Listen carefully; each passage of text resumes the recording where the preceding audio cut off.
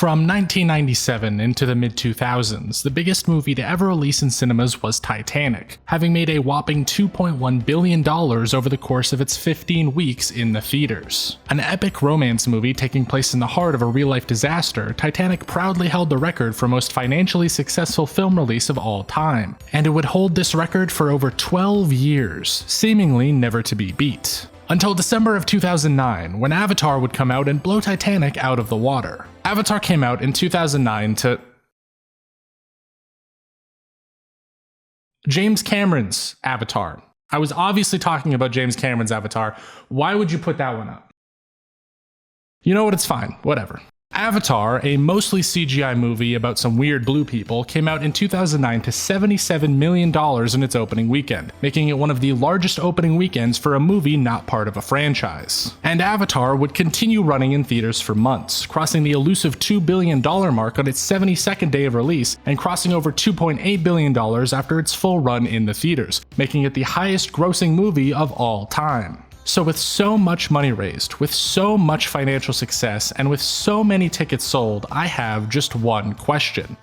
Was Avatar a good movie? The James Cameron one, you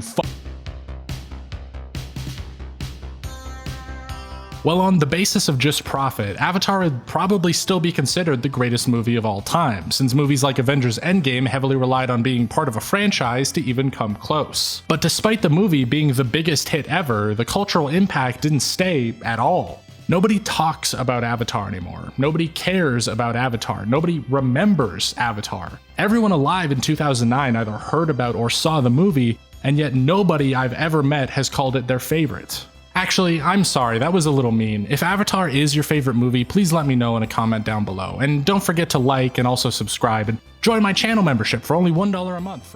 It's incredibly strange that people still remember Jack and Rose from Titanic, or the entire cast of all 137 Avengers in Endgame, and yet nobody can really name a single character from Avatar, even though it outsold both of them.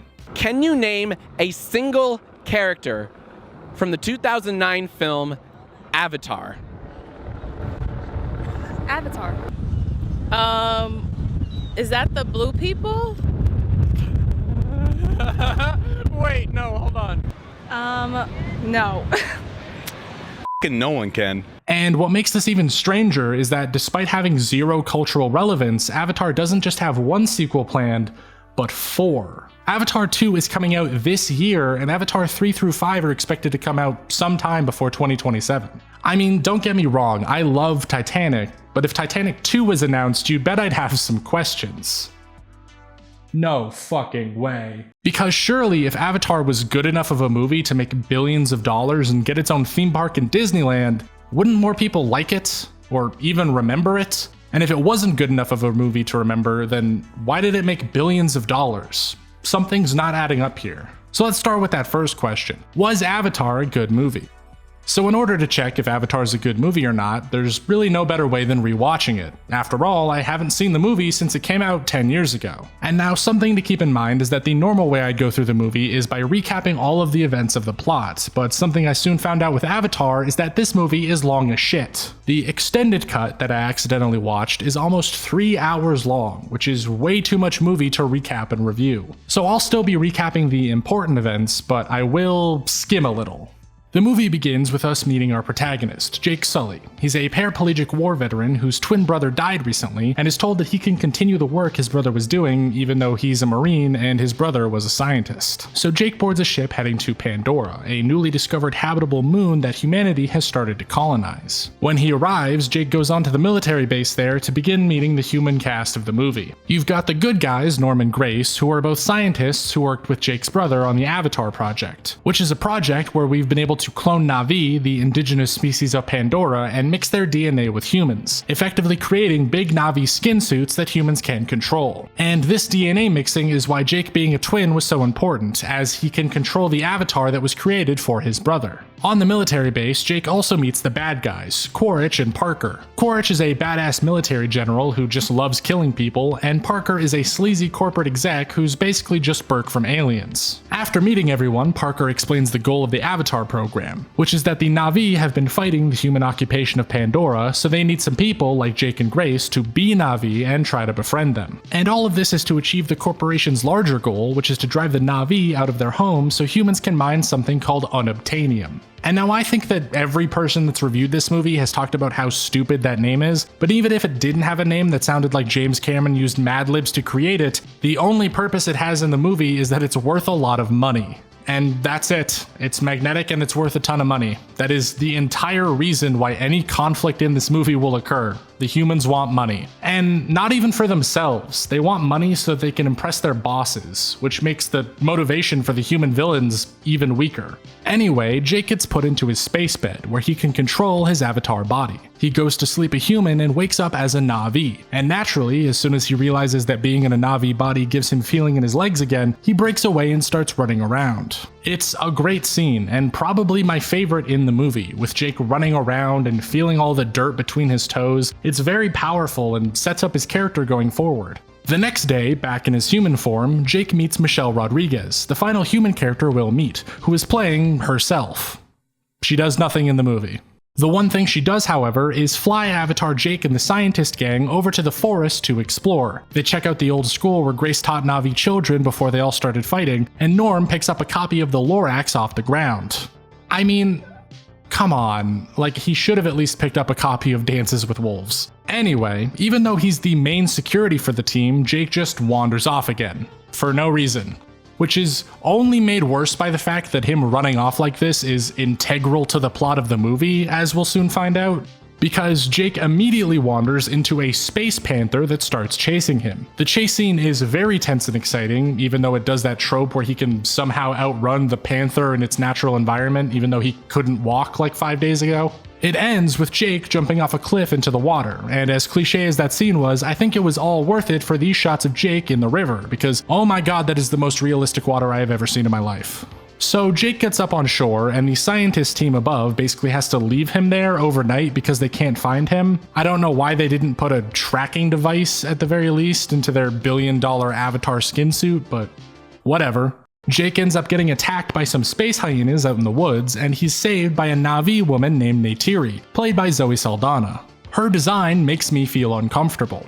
Apparently, while designing Neytiri during production, James Cameron is quoted as saying she's gotta have tits, and decided to give all of the female Na'vi breasts, even though they're not mammals. And then they also decided to give her this weird necklace top thing that only really covers her nipples enough for a PG-13 rating. It's very weird and I hate it. Anyway, Neytiri saves Jake, but is initially mad at him, and the two have that classic first argument that movie couples have when they first meet. I think this is referred to as the tangled effect, or enemies to lovers if you're a degenerate. Also, a magical space jellyfish lands on him, which apparently signals that he's the protagonist of the movie, so Neytiri decides to take Jake back home. Before they get there, Jake ends up getting captured by another Na'vi named Sute, who is the lead warrior and also Neytiri's boyfriend. And fun fact, he's played by Laz Alonso from The Boys.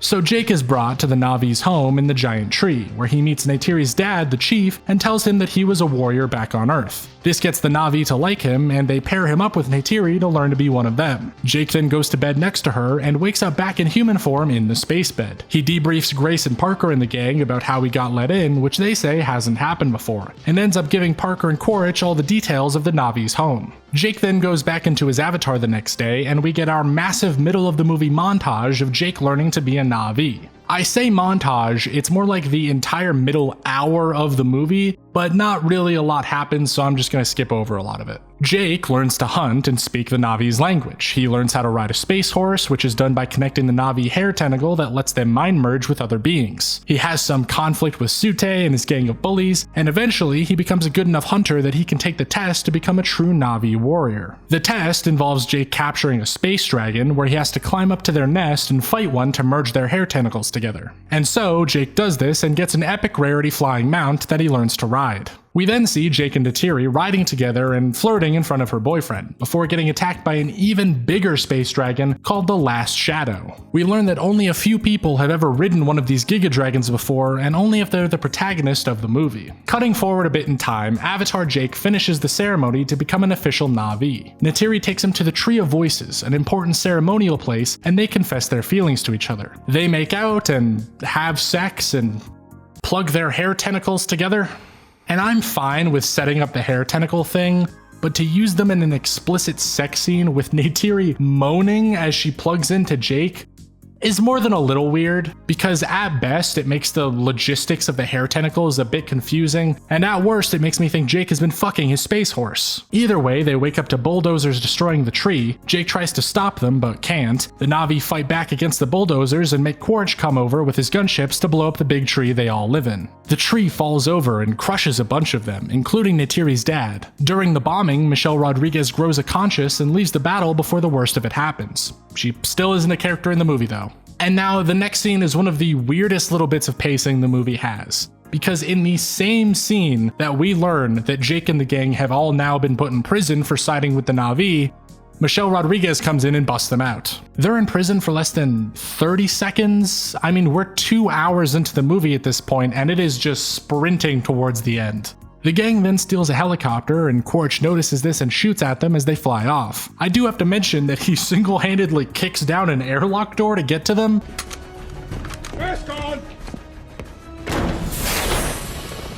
Which is hilarious. And apparently, on top of superhuman strength, he also has great aim, because Grace gets hit in the stomach and starts bleeding out. The gang take her and their little shack to the Tree of Life while Jake plugs back into his avatar. Avatar Jake wakes up, still inside the burned down tree where Quaritch unplugged him earlier, and walks through the ashes. He's not sure how to get the Na'vi to trust him again, but remembers back to when he was told only the protagonist of the movie can fly the Giga Dragon, so he figures now's as good a time as ever. In a single scene that cuts away, he ambushes and bonds with the Giga Dragon because according to his logic, Taruk is the baddest cat in the sky.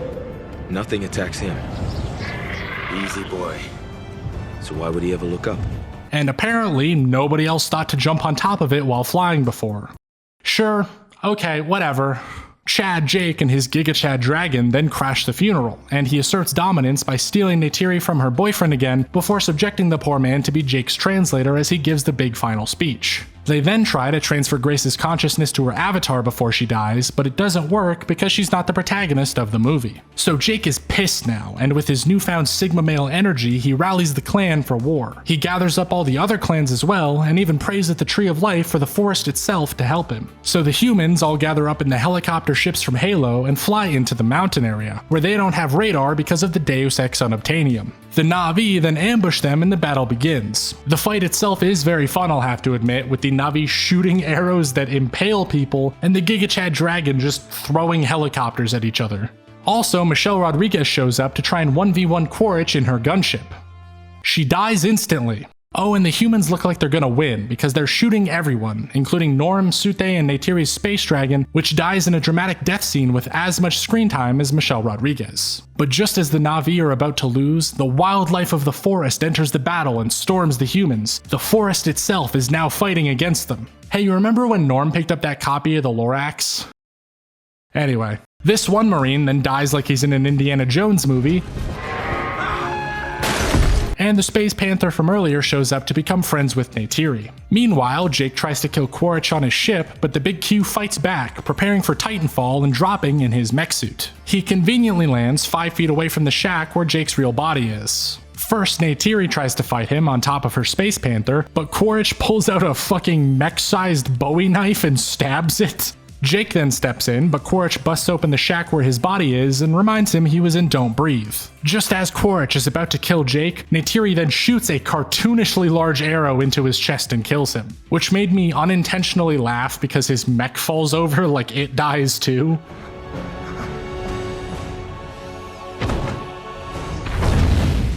So Jake's real body is now dying from lack of oxygen, but Neytiri jumps in and knows how to give him an oxygen mask. They have a touching moment together as she holds him. Jake then immediately goes to Sute and fucking kills him in front of Neytiri, committing to their weird cuckold dynamic. And not only that, but apparently killing Sute means Jake is the new leader of the Na'vi. Cutting forward in time with some narration from Jake, he tells us that the humans have lost so decisively in that battle that the Na'vi drove them off the planet entirely. He then goes to the Tree of Life to permanently transfer to his avatar body, and the last shot of the movie is him opening his eyes after it works.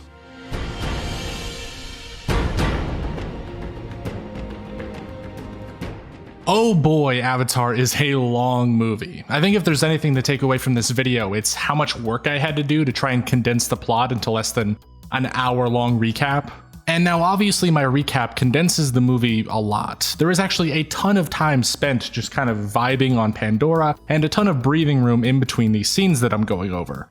And that is both good and bad. It's good because it makes for a great blockbuster that honestly immerses you in this alien world. And I think as a CGI blockbuster, Avatar absolutely works, both in the context of 2009 and even today. As someone with an honestly terrible case of Marvel fatigue, rewatching Avatar was a breath of fresh air. The CGI is great, the visuals are creative, and the whole movie just sort of engrosses you in the world that it's created. It has pretty much all of the makings of a great sci-fi movie. However, you'll notice with my recap that I kinda tore Avatar apart, and that's because while the big picture of Avatar is a good one, there are just a ton of tiny details that hold the movie back for me. Because there is just no depth to the story or characters in Avatar. Quaritch and Parker are just cartoonishly evil villains, and Grace the Na'vi are universally good. It never strays away from that black and white characterization, which is insanely simple for a movie this big. And to balance out these rather simple characters, you also have an incredibly simple premise. People compare Avatar a lot to Dances with Wolves or say it ripped off Ferngully, but the idea of the white savior film is not even close to a new one. Frank Herbert's Dune is explicitly written as a critique of this type of story, and that was published in 1965. The story archetype that Avatar uses is not a new one, it's just the biggest budget version of it. And a big budget version that doesn't really add anything of depth to the story or characters. This type of story doesn't need 3 hours to tell. Jake comes to Pandora, befriends the Na'vi, and fights back the humans. It's not that complicated.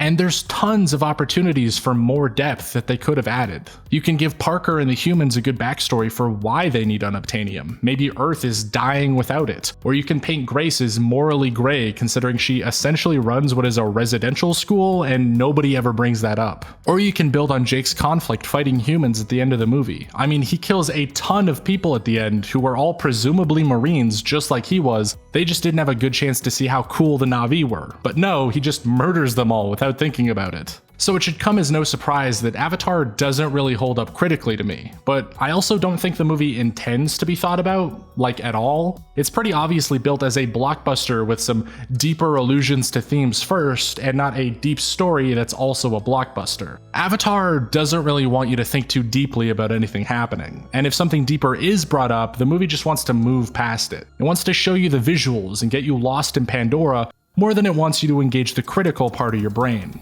I mean, the plot device of the movie is literally called unobtainium, and the movie spends more time on Jake learning to be a Na'vi than it does on the entire climax of the film. It's pretty obvious where the priorities were. And because of those priorities, it's also no wonder why nobody remembers Avatar. Avatar practically doesn't want you to remember Avatar. It doesn't care about the characters in the movie beyond what they contribute to the plot and the themes that they represent. Their names are an afterthought. But with the movie being so forgettable, that still leaves a pretty big question. Why was Avatar successful? Now, to talk about the success of Avatar, we need to dive a little bit into the movie's production, which honestly might be more interesting to me than the movie itself. The story goes that James Cameron actually started working on Avatar in 1994, and intended to release it directly after Titanic, but he held off so he could wait for CGI at the time to catch up, so he actually started production in 2006 after seeing Gollum from Lord of the Rings. And so Cameron did the smart thing and hired Weta Digital, the VFX studio that worked on Lord of the Rings, and got them to do Avatar. He was also working with Stan Winston, an Oscar-winning effects artist, and having made the biggest movie of all time previously, James was no stranger to big productions himself. Avatar then had a pretty decent cast going for it, with Sigourney Weaver and Michelle Rodriguez right off of Fast and the Furious fame, which explains why she's top billed even though she doesn't do anything in the movie. And I mean, Sam Worthington was the lead, but I'm gonna be honest with you, I don't know him as anything other than the guy from Avatar, and apparently James Cameron didn't know him at all because he purposefully casted nobody in the lead to keep costs down, and Sam Worthington was living in his car at the time. Though fun fact, he did go on to be Alex Mason from Call of Duty Black Ops. But anyways, the production competition was stacked, to say the least. If there was any movie you could bet on being a blockbuster, Avatar was as much of a guarantee as you could get. They pulled out all of the stops on this movie, including some I didn't even know existed, and it was estimated to be the most expensive movie ever made at the time at over $300 million. And this is where we come back around to the success of the movie, because if it's not already clear why it did so well, it certainly will be. Avatar was one of the most prolific uses of CGI in cinema at the time, as well as one of the first big blockbuster 3D movies. James Cameron actually had 3D and CGI camera rigs invented just for the movie so that they could see the actors as their digital characters in real time. And the movie knew that a lot of people were interested in it just for the visuals, as it marketed itself as this one-of-a-kind experience in the theater. And this alone increased profitability significantly, simply because a movie ticket in 2009 could cost $7.50, but a 3D ticket could cost up to $10, and an IMAX ticket could cost up to $20, meaning that tickets for Avatar made 30 to 100% more profit per ticket, and 90% of the tickets sold for Avatar's advanced screening were for 3D, as well as having the most IMAX screenings of any movie ever. On top of the more expensive tickets, Avatar had probably the best release window that it possibly could have. Like, I don't think people realize just how lucky this movie got. Because you remember that $77 million opening weekend? That's actually a pretty terrible number, even for 2009, where it was the 6th largest opening, behind Star Trek, Transformers: Revenge of the Fallen, and even X-Men Origins Wolverine. The highest opening weekend that year was actually Twilight New Moon, which straight up doubled Avatar's at $142 million. But the important thing about Avatar is that Twilight came out in November, Transformers in June, and X-Men Origins in May. Avatar came out in December, and it was the only big movie to come out in December. And this led to the most insane statistic that Avatar had at the box office. You see, movies typically sell about half the amount of tickets on their second weekend after release. Twilight New Moon, for example, had a 70% drop in sales in its second week. But because of its release window, Avatar only dropped 1.8%. Meaning its opening weekend made $77 million, and its second weekend made $75 million. Avatar didn't actually drop down to 60% sales loss until its 5th week in theaters, after which point it had already made $1 billion. And Avatar stayed in theaters for a reported 34 weeks, though 98% of its sales were made in the first 14 weeks, so that's probably the more accurate number. The movie followed Titanic's path to success by staying in theaters for months, collecting revenue well into January and February, where new movies typically don't come out. And on top of all of that, the movie's international market was massive. Everything I talked about with the movie's plot being simple and the characters being pretty shallow may have been a detriment to it critically, but it's an overwhelming help with foreign audiences. The movie can be completely understood by a Chinese or French audience with little to no cultural barrier. And what a coincidence, the global market for movies in places like China and France was growing exponentially, with an underserved market that Avatar could sell to. In fact, 2 of the $2.8 billion the film made was overseas in countries like the ones I just mentioned. To say that Avatar was a perfect storm would be an understatement. No other movie had the same amount of careful planning and sheer luck that Avatar had, and I doubt any movie ever will. I mean, it took the climax film in a franchise spanning 20 movies and a decade of pop culture to even scrape what Avatar had achieved all by itself. And all it took was a re-release in 2020 for Avatar to come back on top because it was still so close to the record. That deserves all of the credit in the world as far as I'm concerned. But there is this incredibly strange phenomena where all of the factors that led to Avatar's financial success also kinda led to its cultural failure. The movie was so focused on being the biggest CGI blockbuster ever made that it couldn't really fit anything else inside of it. It spent so much time putting you on Pandora that it had to rush some plot points in the final act of the movie to get there. The overinflated budget was pushed so far into the visuals and breakthrough technology that they hired an unknown actor in the lead. And the movie's simple plot and characters are what sold it to non-English speaking theaters, but also what held it back from being something memorable. There's this terribly ironic idea I have that if Avatar had focused on being a better movie, then it wouldn't have nearly been as successful. It's as if there was this weird monkey's paw wish James Cameron had to make between cultural influence and financial success, and he chose cash. It might be the highest grossing movie of all time, but Google Avatar or ask a friend about it, and the first thing you'll get back is the 2005 animated children's show. Avatar: The Last Airbender is quite literally more memorable than the most financially successful movie of all time. I don't think there's anything more ironic than that. So we've been over why Avatar is a pretty forgettable movie. We've been over why it's so successful, and we've even been over why those two things might be related. And it's thinking about this weird contradiction of financial success and cultural failure that is really interesting to think about when talking about a sequel. Because how can you possibly make a successful sequel to James Cameron's Avatar? What do you even do? The standards are both incredibly high and strangely low depending on what you care about. I personally would like a movie that builds on the characters and fleshes out the story more, maybe with a more morally gray central conflict or some sort of twist or change to the premise that really mixes things up. Do I think Avatar 2 will do any of that? No, not really. I've already seen the trailer, and Avatar 2 looks exactly like what I'd expect it to. It's gonna be a blockbuster CGI movie that sets the standard for VFX for the next 10 years like the first one did. It's probably gonna be a blast in the theaters that absolutely immerses you in the world, and the plot is just gonna be okay. With the theme of water, it's probably going to have some weak villains or some heavy-handed environmental message about the ocean this time, with like an evil corporation dumping toxic waste into it or something. I mean, that's just my guess. Quaritch shows up as an avatar in the trailer already, and like I have no idea what that's about, so maybe they'll do something different. But that's about my thoughts on Avatar. I'll definitely check out the sequel when it drops, and we'll see if I'm right or wrong on any of this. In the meantime, if you want to see another movie review, this time about how I think the new Matrix movie was made bad on purpose, click this video right here. And if you're not subscribed already, well, you should probably do that and click this link right here. I'll see you next time.